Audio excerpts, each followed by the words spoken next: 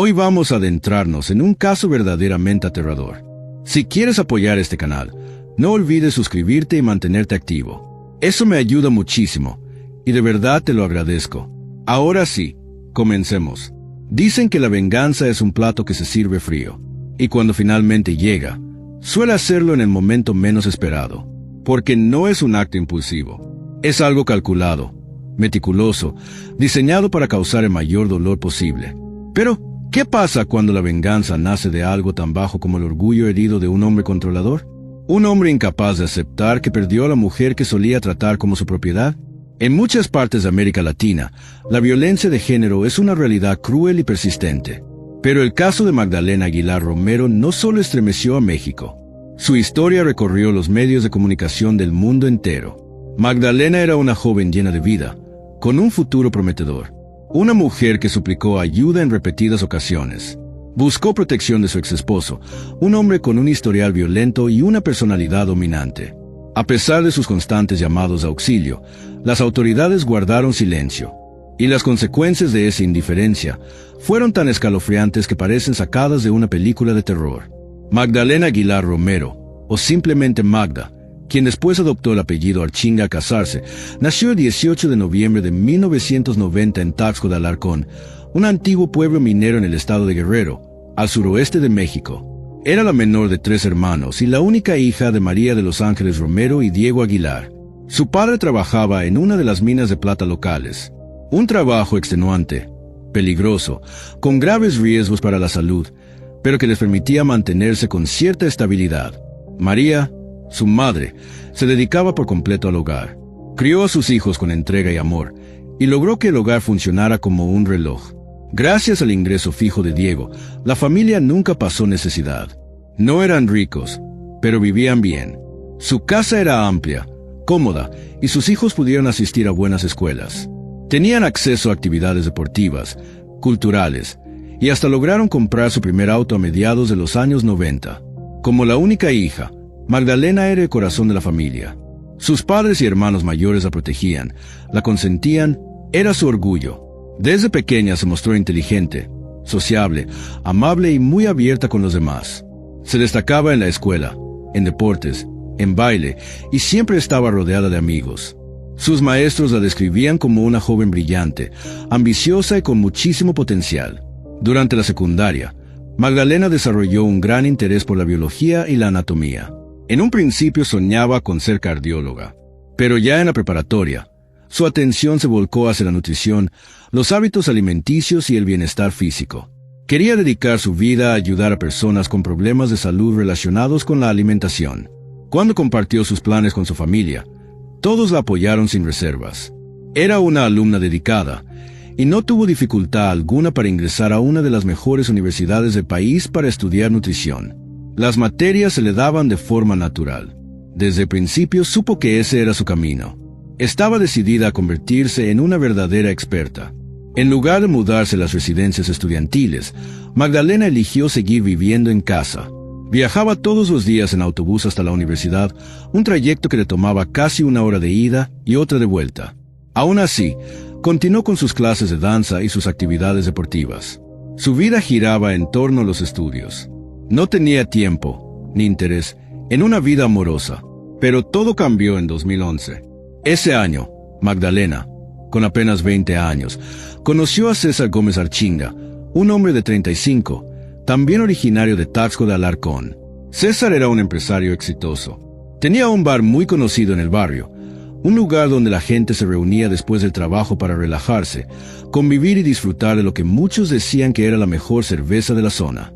Al principio, Magdalena no mostró interés por aquel hombre mayor, pero César fue persistente. Se mostraba inteligente, leído, interesante. La cortejaba con poemas, flores, detalles que poco a poco fueron conquistándola. Con el tiempo, ella cayó rendida ante sus encantos. La relación avanzó con rapidez. César aparentaba ser un hombre responsable, maduro, alguien con quien se podía construir un futuro. Poco tiempo después de comenzar a salir, Magdalena descubrió que estaba embarazada. La noticia la tomó por sorpresa, pero César reaccionó con entusiasmo y de inmediato propuso matrimonio. Magdalena aceptó. Su familia no se opuso. Tampoco hubo resistencia por parte de los parientes de César, así que no hubo obstáculos para la boda. Ese mismo año, en 2011, la pareja se casó en una pequeña capilla local, con una ceremonia íntima, rodeado solo de familiares cercanos y algunos amigos. Después de la boda, Magdalena se mudó a la casa de César, ubicada en el mismo edificio donde tenía su bar. En ese momento, Magda estaba en su tercer año de universidad, pero con un bebé en camino y las nuevas responsabilidades del matrimonio, decidió hacer una pausa en sus estudios para enfocarse en su familia. Una decisión que César celebró. Le encantaba tener a su joven esposa cerca, al alcance de su vista, bajo su control. Gracias a los ingresos estables del negocio familiar, Magdalena no necesitaba trabajar. No le faltaba nada. Se acomodó pronto a la vida doméstica y poco después nació su primer hijo. Menos de un año más tarde, volvió a quedar embarazada. En el verano de 2013, dio a luz a su segundo hijo. Pero a partir de entonces, las cosas empezaron a cambiar. A comienzos de 2014, Magdalena tomó la decisión de retomar sus estudios. Quería terminar la carrera que tanto esfuerzo le había costado iniciar. Y fue entonces cuando se topó con una muralla, su propio esposo. César se opuso rotundamente. Le exigía que esperara unos años más. Insistía en que los niños aún eran pequeños y que necesitaban a su madre en casa a tiempo completo. Pero Magdalena ya no quería seguir encerrada. Sus padres ofrecieron ayudar con el cuidado de los niños. La apoyaban en su deseo de regresar a la universidad y alcanzar su sueño. Así que volvió a las aulas, decidida a terminar lo que había empezado. Sin embargo, César no lo soportó. Los celos se apoderaron de él. Se volvió cada vez más controlador. Quería saber dónde estaba Magdalena a toda hora. Comenzó a pelear por cosas insignificantes. Al principio, ella pensó que solo era una fase, que se le pasaría. Pero la situación empeoró. Durante los casi 3 años y medio que llevaban casados, César había cultivado en silencio una necesidad enfermiza de control. Poco a poco la fue aislando, bajo el disfraz de buenas intenciones. Como se habían casado a los pocos meses de conocerse y Magdalena quedó embarazada casi de inmediato, no tuvo tiempo ni espacio para mantener su vida social. Luego llegaron los hijos, uno tras otro, y su mundo se redujo aún más. Pero con su regreso a la universidad, Magdalena comenzó a reconstruir su círculo social. Reencontró amistades, hizo nuevas y retomó las visitas a casa de sus padres. A ellos les encantaba ver a sus nietos y tener de nuevo cerca a su hija. César empezó a revisarle el teléfono. Supervisaba sus redes sociales, la vigilaba constantemente. Sus celos se volvieron enfermizos. Empezó a acusarla de cosas que nunca hizo, a imaginar engaños, a prohibirle maquillarse, ponerse perfume, usar tacones. Incluso comenzó a elegir su ropa. Con tal de evitar discusiones, Magdalena accedía. Pero no importaba cuánto se diera, nunca era suficiente para él. Poco después, le dio un ultimátum. Ya no podía seguir yendo a la universidad. Pero Magdalena no estaba dispuesta a rendirse. Había trabajado demasiado duro. Estaba a poco más de un año de graduarse como nutrióloga profesional. Ese fue el punto de quiebre. A partir de entonces, su vida se convirtió en una lucha diaria. César empezó a imponerle nuevas reglas. Restringía sus movimientos, su contacto con el exterior. Y en la primavera de 2014, bajo la presión constante y el desgaste emocional, Magdalena se vio obligada, otra vez, a abandonar sus estudios.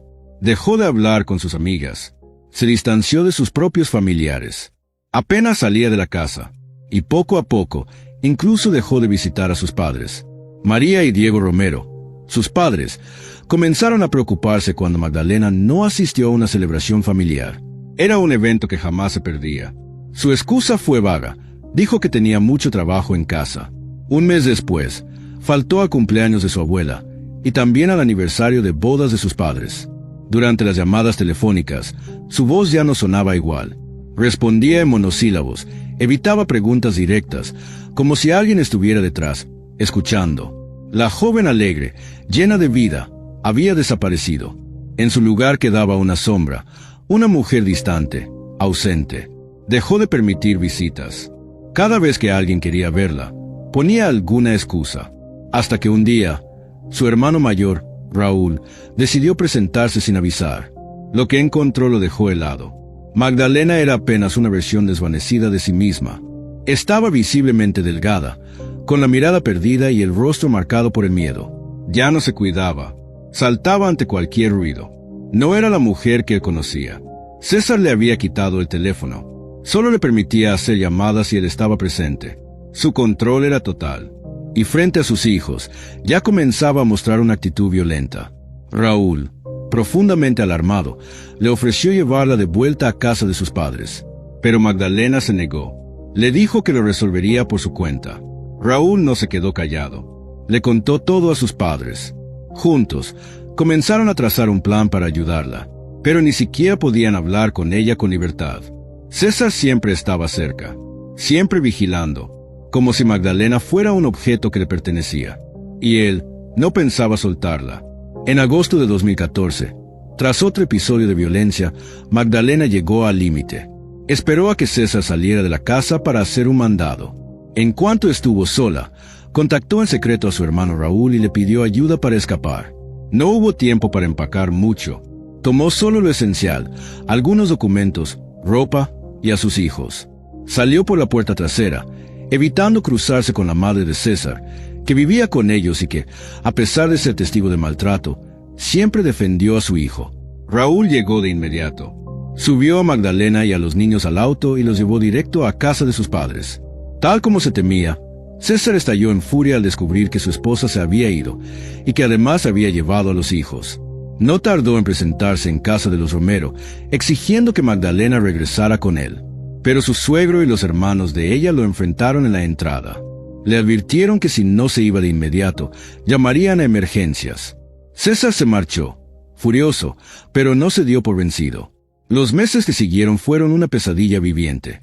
Magdalena y sus hijos no salían de casa si no era acompañada por su padre o alguno de sus hermanos. Todos temían que César intentara llevárselos por la fuerza. Ella acudió a las autoridades locales en busca de protección, desesperada, rogando ayuda para detener el acoso de su expareja. Pero la policía minimizó la situación. Dijeron que no veían un peligro inminente y rechazaron su solicitud. Un mes después de haberse marchado, Magdalena decidió dar el siguiente paso: presentar formalmente la demanda de divorcio. Fue entonces cuando César cambió de estrategia. Pasó de los gritos y amenazas a los ruegos y promesas. Lloraba, le suplicaba que volviera. Decía que había cambiado, que jamás volvería a levantarle la mano, que seguía amándola. Pero Magdalena no le creyó ni una sola palabra. Conocía demasiado bien sus manipulaciones. Durante un tiempo, César intentó convencerla con palabras. Pero cuando vio que ella no cedería, volvió a las amenazas, al chantaje emocional, a la intimidación. Magdalena vivía con miedo. Miraba por encima del hombro cada vez que salía.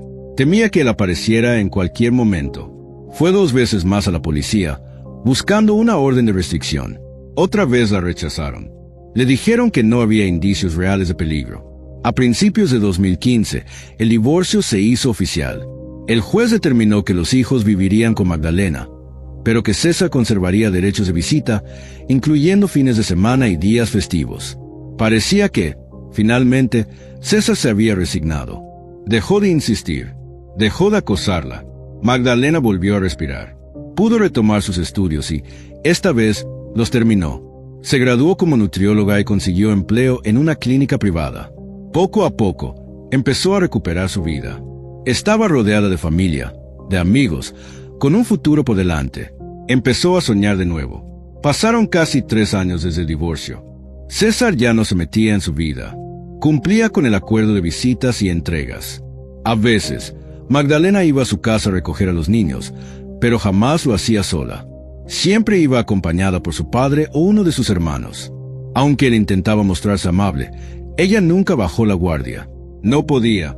En su interior, sabía que jamás podría confiar en él de nuevo. Los años que pasó bajo su techo, marcados por el abuso físico y emocional, dejaron cicatrices profundas, imborrables.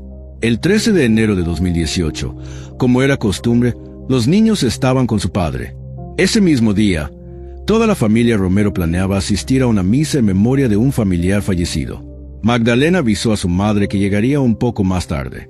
César se había negado a llevar a los niños a la iglesia, así que ella tendría que pasar por ellos. Acordaron verse en un parque cerca de la casa de César. Magdalena esperó ahí cerca de media hora. Entonces, César la llamó. Le dijo que había tenido que salir de urgencia y que había dejado a los niños con su madre. Aclaró que la señora no se sentía bien y no podía llevarlos al parque. Sin más opciones, Magdalena se dirigió directamente a casa de su suegra. En el camino, llamó a su madre. Le explicó la situación y le prometió que llegaría a la iglesia en menos de media hora con los niños. Esa fue la última vez que María Romero escuchó la voz de su hija. Magdalena nunca llegó a la iglesia. Su celular dejó de contestar y luego se apagó por completo. Alarmados, María y Diego comenzaron a llamar a todos los conocidos, amigos, familiares, compañeros de trabajo, pero nadie había visto a Magdalena. Intentaron hablar con César, pero él tampoco respondió. Esa misma noche, en medio de una creciente desesperación, los Romero fueron a la policía para reportar la desaparición. Pero los oficiales apenas prestaron atención. Dijeron que su hija era mayor de edad y que no tenía por qué avisar a cada hora. Además, solo habían pasado unas pocas horas desde su última llamada. Al día siguiente, la policía se negó otra vez a iniciar una búsqueda formal. Repitieron los mismos argumentos. Ante la indiferencia de las autoridades, la familia tomó cartas en el asunto. Empezaron a mover cielo y tierra. Contactaron a todos sus conocidos. Movilizaron amigos, vecinos, compañeros de universidad, colegas del trabajo. La búsqueda había comenzado, pero el tiempo jugaba en su contra. La noticia de la desaparición de Magdalena se propagó rápidamente por redes sociales. Las fotos de ella y sus hijos comenzaron a compartirse por todos lados, acompañadas de súplicas pidiendo ayuda a quien tuviera cualquier tipo de información. Volantes con sus rostros fueron pegados en cada poste de luz, cada pared, cada esquina del pueblo. Diego y María, desesperados, fueron a la casa de César, pero él ni siquiera los dejó entrar. Se mostró preocupado cuando escuchó que Magdalena y los niños estaban desaparecidos, pero mintió descaradamente. Dijo que Magdalena se había llevado a los hijos y que había mencionado ir a visitar a alguien. Una historia falsa. Magdalena había sido clara con su madre. Iría a recoger a los niños y luego se verían todos en la iglesia. Los Romero se dieron cuenta de inmediato. Algo no cuadraba. Sospechaban que César ocultaba la verdad. Volvieron otra vez a la policía. Suplicaron, rogaron, pero las autoridades seguían negándose a abrir una carpeta de investigación por desaparición. Ni siquiera quisieron interrogar a César, ni revisar su casa. Dijeron que no había motivos suficientes. Consumidos por la angustia, los padres de Magdalena no se detuvieron. Continuaron buscándola por su cuenta durante más de una semana. Al ver que no encontraban respuestas, comenzaron a organizar protestas públicas para visibilizar el caso. Querían presionar, gritar, obligar a que los escucharan. Y funcionó. Una vecina de César llamó a la policía. Reportó que los niños estaban ahí, en la casa de su padre. Poco después, más testigos dieron un paso al frente. Declararon que vieron a Magdalena entrar a la casa de César el día en que desapareció, pero nadie la vio salir. La presión pública fue tal que las autoridades, finalmente, actuaron. El 22 de enero de 2018, se emitió una orden de cateo para el domicilio de César Arga. Lo que encontraron dentro fue espantoso. Incluso los agentes más experimentados quedaron impactados. Restos del cuerpo de Magdalena fueron hallados en condiciones indescriptibles. Algunas partes estaban congeladas, otras cocinándose en ollas. Órganos internos fueron colocados sobre una parrilla, como si alguien hubiera intentado asarlos. La casa parecía una escena sacada de una película de terror. Ni César ni su madre, Silvia Ega, se habían molestado en limpiar. No esperaban que la policía llegara tan pronto. Los oficiales contactaron de inmediato a los padres de Magdalena. Era necesario proceder con la dolorosa tarea de identificación. Lo que vieron los marcó para siempre. A pesar del estado en que se encontraba el cuerpo, María y Diego supieron de inmediato que se trataba de su hija. El impacto fue tan fuerte que María tuvo que ser atendida de urgencia por una crisis. La autopsia reveló una verdad brutal. Magdalena había sido severamente golpeada antes de morir. La causa de muerte fue asfixia mecánica, estrangulamiento con las manos. Pero lo más aterrador vino después. Sus hijos, de apenas 6 y 4 años y medio, estuvieron en la casa todo el tiempo. Fueron testigos del crimen. Presenciaron cómo su padre atacaba salvajemente a su madre, cómo la arrastraba, cómo la destruía. El hijo mayor, aunque pequeño, recordó lo ocurrido con una claridad espeluznante. Contó a los investigadores que vio a su papá golpear y ahorcar a su mamá mientras ella gritaba y trataba de escapar. Dijo que César la arrastró hasta la cocina y que su abuela bloqueó la entrada para que los niños no pudieran entrar.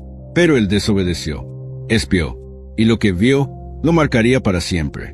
César fue señalado de inmediato como el principal sospechoso, pero cuando los agentes llegaron a su casa, él ya no estaba.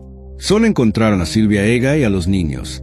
César había logrado escapar apenas unas horas antes de cateo. Todo indicaba que sabía lo que iba a pasar. Se llevó consigo todo el dinero en efectivo que pudo reunir y desapareció. Ese mismo día, doña Silvia fue detenida. Permaneció en la cárcel en espera de juicio. Nunca perdió la calma, ni un solo gesto de remordimiento. No negó su implicación en lo que le pasó a su nuera. No pidió perdón.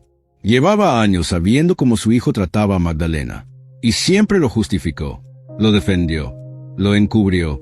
La investigación reveló que, si bien no cometió el asesinato con sus propias manos, Silvia sabía exactamente lo que su hijo planeaba. Ayudó a tender la trampa para que Magdalena llegara a la casa, y luego participó en la macabra tarea de desmembrar el cuerpo y ocultar las pruebas. Pero hubo algo que perturbó incluso a los detectives más curtidos. Algunas partes del cuerpo habían sido cocinadas en un estofado espeso. Los órganos internos estaban colocados sobre una parrilla. Silvia no pudo explicar por qué. No dio razones claras.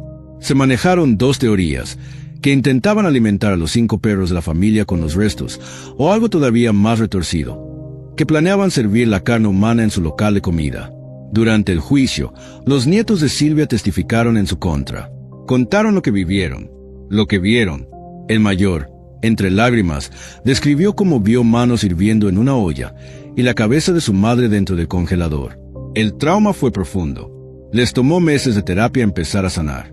Las pesadillas no cesaban. En noviembre de 2019, el tribunal declaró culpable a Silvia Ega por todos los cargos. Fue condenada a 40 años de prisión, sin derecho a libertad anticipada. Por su edad, la sentencia equivale a cadena perpetua. Y aún así, nunca mostró arrepentimiento. En cuanto al principal sospechoso, César Arga, se lanzó una orden de captura a nivel nacional. Las autoridades no lograron dar con César inmediatamente después del hallazgo. Su madre afirmó no saber dónde estaba, ni tener contacto alguno con él. Pero pronto salieron a la luz documentos y testimonios que revelaban algo doloroso. Magdalena había intentado en múltiples ocasiones obtener una orden de protección contra su expareja. Repetidas veces expresó su miedo, advirtió que su vida corría peligro, y aún así, fue ignorada. A pesar del enorme interés mediático, de las protestas que estallaron en todo el país exigiendo justicia, el paradero de César seguía siendo un misterio. La búsqueda duró más de 4 años. Las autoridades lo rastrearon dentro y fuera de México. Incluso la Interpol se unió a la cacería. Pero cada pista se enfriaba. Cada esfuerzo terminaba en nada. Hasta que, en julio de 2022, ocurrió lo impensable. En Tijuana, una ciudad fronteriza, estalló una riña entre 2 hombres ebrios en el interior de un bar. Ambos fueron detenidos por la policía local. Uno de ellos se identificó como Máximo Herrera García. Pero en la estación, al tomarle las huellas digitales, la verdad salió a la luz. Ese hombre no era quien decía ser. Era César Gómez Arca, el feminicida más buscado del país. Había vivido todo ese tiempo bajo una identidad falsa. Evadió la justicia durante años. Pero su carácter violento y el alcohol lo traicionaron, y terminaron llevándolo directamente a prisión. Una vez confirmado su nombre, César fue trasladado de inmediato a su ciudad natal. Quedó bajo custodia, en espera de juicio. Sin embargo, intentó retrasar el proceso una y otra vez, cambiando de abogado constantemente. No fue sino hasta el otoño de 2023 que comenzó oficialmente el juicio. Una vez más, los testigos clave fueron los hijos de Magdalena. Ya adolescentes, pudieron narrar con más claridad lo que vivieron aquel día. Frente al tribunal, testificaron contra su propio padre, y lo que dijeron no dejó dudas. En noviembre de 2023, César Gómez Arca fue declarado culpable del asesinato premeditado y brutal de su exesposa. El tribunal clasificó el crimen como feminicidio. El motivo, según la sentencia, fue una sed de venganza acumulada durante años después del divorcio. La condena fue ejemplar. 55 años de prisión, sin posibilidad de libertad anticipada. Los hijos de Magdalena quedaron oficialmente bajo el cuidado de sus abuelos maternos, María y Diego Romero, los mismos que jamás se rindieron, que movieron cielo, mar y tierra para que la historia de su hija no quedara en el olvido, para que su nombre tuviera justicia. Gracias por ver este caso hasta el final. Tu apoyo significa muchísimo para mí. Si quieres ayudar a que este canal crezca, no olvides darle like, dejar un comentario o compartir este video. Tu participación hace toda la diferencia.